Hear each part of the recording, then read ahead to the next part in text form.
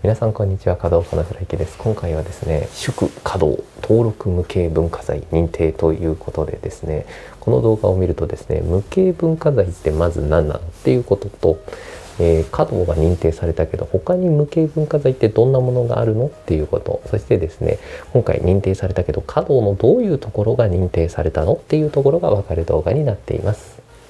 この動画はですね、画面を見なくてもラジオ感覚で聞けるようになってますので、最後までですね、何か作業をしながらお付き合いいただければと思います。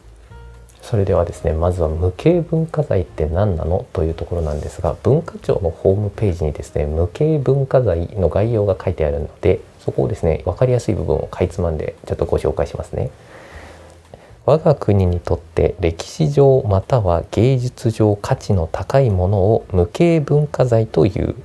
無形文化財は人間の技そのものであり、具体的にはその技を体得した個人または個人の集団によって体現される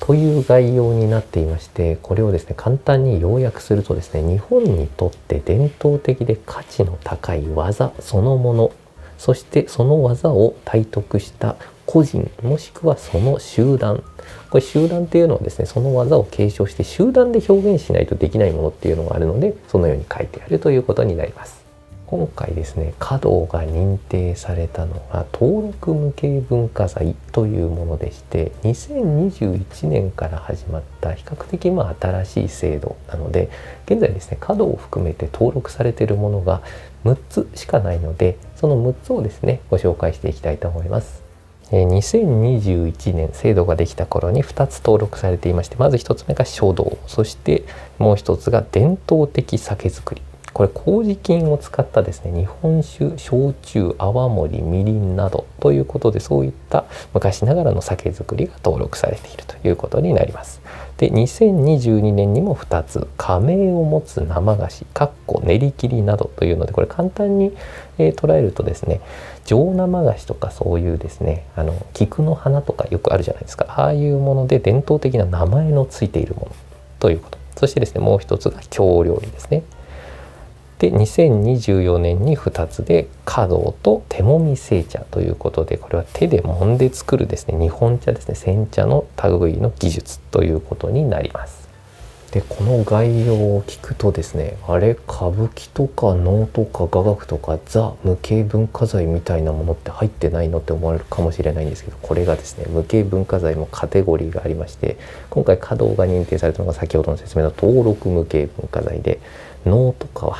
歌舞伎とかそういうですね、ザ無形文化財みたいなものはですね、重要無形文化財というものになっていましてですね、これまたですね、文化庁のホームページに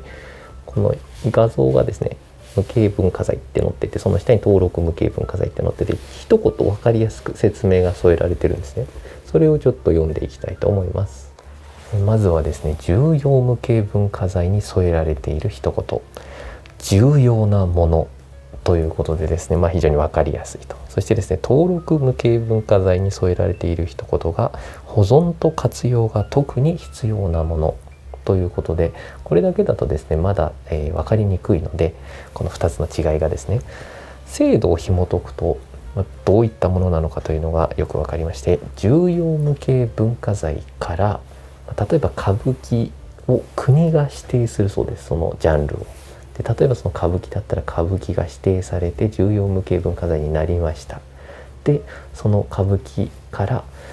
体得して歌舞伎を体得した人ですね、歌舞伎を体得している、例えば歌舞伎役者さんとして、でその人を国が認定すると、その認定された人物が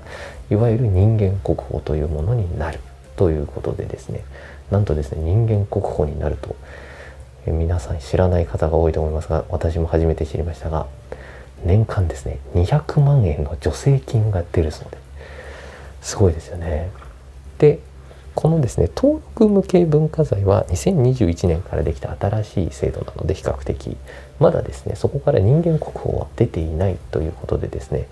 この重要と登録の違いを考えるとですね、重要がより重要で、登録無形文化財はそれに準ずるというような形になるのかなと思います。さあここまででですね、無形文化財の概要、そして重要無形文化財、登録無形文化財の違いが分かったということでですね、一般の方に比べるとですね、この動画をご覧になっていただいているあなたはですね、かなり無形文化財に対する造形が深くなっていると思うんですが、このですね前提知識があった状態で、ここからはですね華道のどういうところが認定されたのかというのを紐解いていくと、そういう部分が認定されたんですねというのが分かるようになっていますので、そちらをご紹介していきたいと思います。またですね、文化庁のホームページからになるんですけれども、そこからですね文化審議会答申についてというのがダウンロードできましてですね、華道の登録無形文化財の概要というのが書いてありまして、そこにずらーっと長いこと文章が書いてあった後に登録の要件というのが3つにまとめられていて、これ非常に簡単な言葉でまとめられているので、そこをご紹介していきたいと思います。1つ目、伝統的な生け花の様式に応じた表現を行うこと。2つ目、伝統的な花材や花器、花道具の使用を原則とすること。3つ目、伝統的な技法によること。でこれを聞くとですね、生け花をやってる人はそういうとこなんだねっていうのが分かると思うんですけど、生け花に馴染みがない方向けにですね、どういうところが重要視されているのかというところを噛み砕いて解説させていただきますと、まずですね、この登録の要件123の最初の文が全て伝統的なから始まるということで、他の登録無形文化財もですね、伝統的な製法や技術が使われているということで認定されているというふうなことを考えると、やはりこの華道の伝統的な部分を非常に重要視されているということが分かると。一つ目のですね、伝統的な生け花の様式に応じた表現というのがですね、生け花にはですね様式というものがありまして、池坊だとですね立花とか小花とかっていう2つのものがあるんですけれども、それはですね見る人にもルールがあるんですね。このどのぐらいの距離から見て、どこから見るのか、そしてですね、生ける側もですねその作るものに対してルールがありまして、形にもルールがあったりとか、生け方ですね、手順だったりそのやり方自体にもルールがある。それを様式のある生け花というんですけれども、その古典様式のもののことをこの1番では指しています。そして2番目のですね、伝統的な花材や花器、花道具の使用を原則とするということでですね、この花材というのはですね、花に材料の材と書いて花材なんですけれども、これはですね伝統的な伝えがあったりとか古くから使われているお花のことを指していると。そして花器もですね、花器というのは花瓶であったり花を入れる器のことですね。これにもですねその形が伝統的で継承されてずっと使われているものであったり、それにも意味合いがあったりとかですね、伝統的なというのを指していると。で花道具というのもですね、例えば花ばさみもですね古い形のですね伝統的なものを皆さん使われていたりとか、花を留める道具、花留めっていうんですけれども、こういったものもですねまたぎ配りであったり小見藁というようなものがありまして、こちらもまた伝統的なものがあるということで、そういったものを使用することを原則とするということを言っています。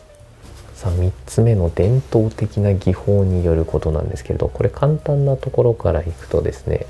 枝にですねちょっとハサミで傷をつけて、そこを曲げると曲げた形がキープされるであるとかですね、これちょっと上級編なんですけれども、水仙の葉っぱを一旦ばらして、それをもう一度理想的な姿に整えて元に戻すというものがあったりですとか、あとはですね先ほどの花留めですね、花を留める道具のまたぎ配りというものはですね V の形だったり Y の形ですね、英語の V や Y の形をしているんですけども、それを花瓶の中にですね、花を入れる器の中に引っ掛けてですね、その V や Y になっている股のところにですね枝を挟んでいって留めるというのもですね、これもかなり難しい技術にはなってくると思うので、そういったところを伝統的な技法によることとして定めているのではないかなと思います。さあこのですね3つの要件が分かったところでですね、この生け花の中のですね、ご存知ない方多いと思うんですけれども、非常に生け花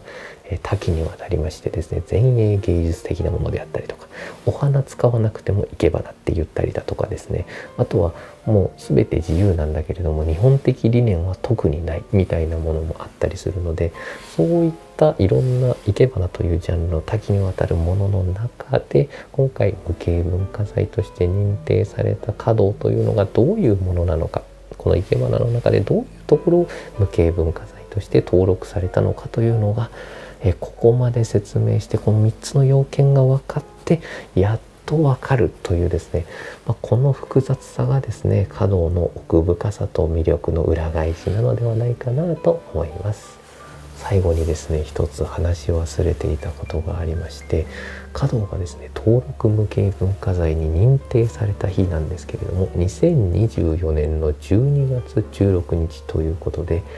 華道500年以上の歴史があるんですけれども、無形文化財としてはまだまだ姉妹ということでですね、皆様ですね、ぜひぜひ今回の動画でですね、華道興味持っていただけましたらですね、触れていただければなと思います。インスタグラムであったりとか、Google で検索していただいてもいいんですけれども、最近発信している方も増えていますし、私もですね、生け花の動画投稿頑張っていきたいと思いますので、ぜひぜひ興味持っていただけましたら触れていただければと思います。ここまで動画ご視聴いただきありがとうございました。それではまた。